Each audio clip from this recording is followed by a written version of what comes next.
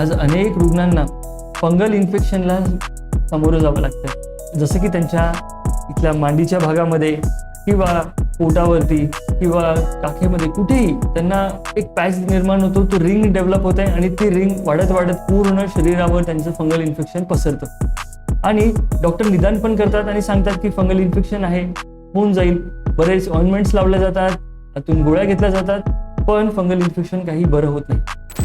मी तर असे काही पेशंट्स बघितलेत की 10-10, 12-12, 15-15 वर्षांपासून त्यांना हा फंगल इन्फेक्शनचा त्रास आहे, पण अनेक क्रीम लावून सुद्धा ते बरे झालेले अजूनही नाही. जर असं असेल तर होमिओपॅथीने आम्ही ह्या रुग्णांवर एकदम छानपैकी 100% त्यांना फरक पडेल असा उपचार प्रदान करू शकतो. का बरं तेही सांगतो. आता अनेक जे औषधं आहेत त्याच्यामध्ये काय होतं ना की ते दिल्यानंतर पेशंटची जी प्रतिकार क्षमता आहे ती खालावते आणि ते त्यांचा जो फंगस आहे त्याला एक रेजिस्टन्स प्राप्त होतं आणि ते रेजिस्टन्स प्राप्त झाल्यामुळे पुन्हा ज्यावेळी ते औषधं घेतल्या जातात त्याला त्याचा उपचार होत नाही. तर होमिओपॅथीच्या मदतीने जर तुम्ही तुमची प्रतिकार क्षमता जर मजबूत केली तर प्रतिकार क्षमता मजबूत झाल्यानंतर अचानक बॉडी काय करते, त्या आजाराशी स्वतः फाईट करण्याची प्रयत्न करते आणि त्याच्यात ती जिंकते.